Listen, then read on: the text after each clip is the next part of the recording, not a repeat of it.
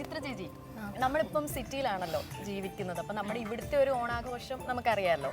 നമ്മൾ ചിലപ്പം ചില സമയങ്ങളിൽ അല്ലെങ്കിൽ ചില പ്രത്യേക സാഹചര്യങ്ങളിൽ തിരക്കാവുമ്പോൾ നമ്മൾ ഓർഡർ ചെയ്യുമായിരിക്കും സദ്യ, പൂക്കളം. പ്രത്യേക സാഹചര്യങ്ങളിലോ ആകെ ഒരു ഓണേ ഉള്ളൂ, അത് ഓർഡർ ചെയ്യുവാണ്. ഏതെങ്കിലും നമ്മളിങ്ങനെ ഒരു ആഘോഷം വരുമ്പോഴായിരിക്കും എല്ലാവരും കൂടെ ഒന്നിച്ച് വരുന്നത്. അപ്പൊ പിന്നെ കുറെ നേരം അടുക്കളയിൽ പോകണ്ടെന്ന് വിചാരിക്കും. അപ്പൊ നമ്മളൊന്ന് റിലാക്സ് ചെയ്യുമ്പോൾ അതെ.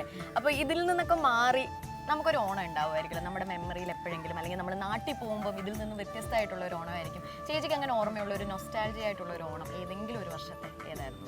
അല്ല, ഒരു വർഷത്തെ നല്ല കുട്ടിക്കാലത്തെ ഓണങ്ങൾ അത് ആ ഓണങ്ങളൊക്കെ തന്നെയാണ് എന്നും സന്തോഷമുള്ളത്. എവിടെ നാട് എവിടെയായിരുന്നു? പാലക്കാടാ നാട്. അപ്പോൾ വെക്കേഷന് മിക്കവാറും നമ്മുടെ തറവാട്ടിലായിരിക്കും. അവിടെ ഈ പറയണ മാതിരി അമ്മാമൻ മാതേവരെ വെക്കണതും, മാതേവരെ മുത്തശ്ശിയും അമ്മിക്കല്ല് എന്നൊക്കെ പറയാം. കുറേ അവിടെ എന്തൊക്കെയോ കുറേ ചടങ്ങുകളുണ്ട്. അപ്പോൾ അത് വെക്കണതും പിന്നെ അന്നൊക്കെ ഒന്നും പുറത്തുനിന്ന് വരുവാങ്ങണ പരിപാടി ഇല്ലല്ലോ. അപ്പോൾ അന്നത്തെ വീട്ടിലുണ്ടാക്കണ കുഞ്ഞു സദ്യ ആയിരിക്കും, വലിയ വിഭവങ്ങളൊന്നും ഉണ്ടാവില്ല. പക്ഷേ അന്നത്തെ കായോർത്തതും പഴം നുറുക്കും ഈ ഒരു പായസമൊക്കെ ഉണ്ടാവുള്ളൂ. പക്ഷെ അതൊക്കെ തന്നെ അന്ന് ധാരാളമാണ്. ആ ഓർമ്മകളൊക്കെ തന്നെ. പിന്നെ കുട്ടികളുടെ കൂടെയുള്ള കളി, ഇതൊക്കെ തന്നെയാണ് ഓണത്തിൻ്റെ അന്നത്തെ ഹൈലൈറ്റ്. സദ്യയുടെ കാര്യം പറഞ്ഞപ്പോൾ ഏറ്റവും ഇഷ്ടമുള്ള വിഭവം ഏതാ സദ്യയിൽ? തോരൻ.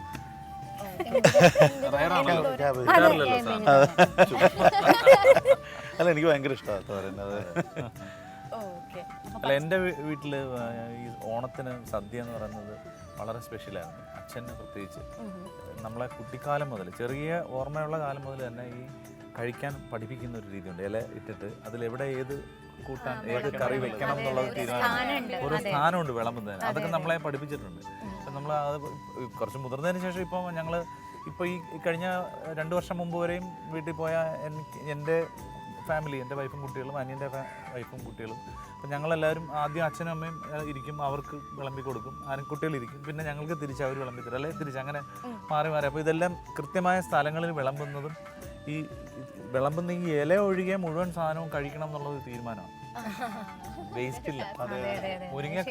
മുരിങ്ങക്കായുടെ അതിൻ്റെ വേസ്റ്റ് വരുമല്ലോ, അത് പിന്നെ അല്ലല്ലോ.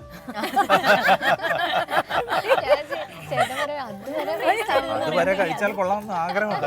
പിന്നെ അതുപോലെ കറിവേപ്പില, പിന്നെ എന്തെങ്കിലും മുളക് അങ്ങനെ വരുന്നത്, അല്ലാതെ ബാക്കി മുഴുവൻ സാധനങ്ങളും ഞാനൊക്കെ അത് കംപ്ലീറ്റ് ആയിട്ട് കഴിക്കും. അതിപ്പോഴും ഒരു ശീലമാണ്. അത് ഇവിടെ കല്യാണ സദ്യക്ക് പോയാലും ഇപ്പോഴും അങ്ങനെ തന്നെയാണ്.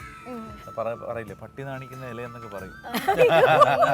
അതുപോലെ ലാസ്റ്റ് നമ്മള് പായസവും പഴവും അതുപോലെ പപ്പടവും അതൊരു ഞാനിപ്പോഴും അതെ എവിടെ പോയാലും സദ്യക്ക് അതൊരു അത് എല്ലാരും പറയും ഇങ്ങോട്ട് മടക്കുന്നതിനൊരു അത് പറയാറുണ്ട്.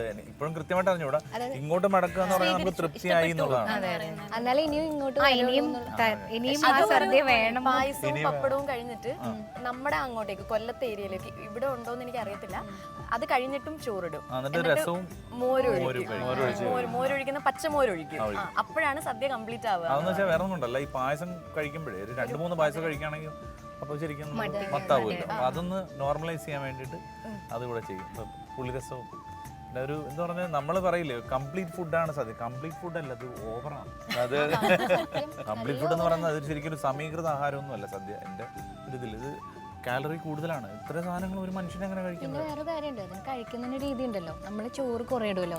എനിക്ക് ചോറ് കുറച്ചിട്ട് എനിക്ക് ടെൻഷനാണ്. കാരണം ഇനിയിപ്പോൾ വിളമ്പാൻ അടുത്ത ആളെ കിട്ടിയില്ലെങ്കിൽ ഞാൻ മാക്സ് ആദ്യം ഇടിപ്പിക്കും, അങ്ങനെയൊക്കെയാണ്. പക്ഷെ ഇപ്പോഴും പക്ഷെ കുറച്ച് ഫുൾ ബാലൻസ് ഉണ്ട്. ആ ബാലൻസിൽ കഴിച്ചാലേ സദ്യ നമുക്ക് എൻജോയ് ചെയ്യാൻ പറ്റും. മാത്രമല്ല അത് സമീകൃതമാണെന്ന് സാമ്പാർ നന്നായി എന്ന് വെച്ചിട്ട് സാമ്പാർ കൂട്ടി മുഴുവൻ ചോറും കഴിച്ചിട്ട് പിന്നെ അവസാനം ഇതെല്ലാം മിച്ചം വന്ന് അടുത്തുനിന്ന് കഴിക്കാൻ പറ്റില്ല, അങ്ങനെ സിറ്റുവേഷൻ ഒക്കെ വരാറുണ്ട്. ശിഖ പറഞ്ഞതിന്റെ ഓപ്പോസിറ്റാ. ഞാൻ എന്തെങ്കിലും കുറച്ച് മേടിക്കും, അതാകുമ്പോൾ നമുക്ക് എല്ലാം ടേസ്റ്റ് ചെയ്യാൻ പറ്റും. അതാണ് ശരി. ചോറ് വളരെ കുറച്ച് മേടിക്കുക. അല്ല, പണ്ട് ഞാൻ എല്ലാ സാധനങ്ങളും നമ്മുടെ അത് ഈ 18 കൂട്ടം അല്ലെങ്കിൽ 22 കൂട്ടം എന്നൊക്കെ പറയുന്നത് സദ്യയാണ്. മാത്രമല്ല ഇപ്പൊ ആറന്മുള വള്ളസദ്യയുടെ സമയമാണ് നടന്നുകൊണ്ടിരിക്കുകയാണ്. എത്രയോ ദിവസമായിട്ട് പോയിട്ടുണ്ടായിരുന്നില്ല? പോയിട്ടുണ്ടോ? ഞാനും പോയിട്ടില്ല. ഞാൻ പോയിട്ടുണ്ട്. ആറന്മുള വള്ളസദ്യ ഒന്ന് പറഞ്ഞല്ലോ ചേട്ടാ, എങ്ങനെയാണെന്ന് പറഞ്ഞ പോലെ അല്ല, അത്രയും വിഭവങ്ങളില്ല. വേറെ ഒരു സദ്യയിലും അത്രയും വിഭവങ്ങളില്ല. അത് ഭക്ഷണ ട്രഡീഷൻ എത്ര നമുക്ക് എനിക്ക് കൃത്യമായ എണ്ണമൊന്നും എനിക്കറിയില്ല. ഞാൻ ഒരു തവണ പോയിട്ടുള്ളൂ, ഇത്തവണ പോകുന്നുണ്ട്. പോകാൻ പറ്റിയിട്ടില്ല, പോകുന്നുണ്ട്.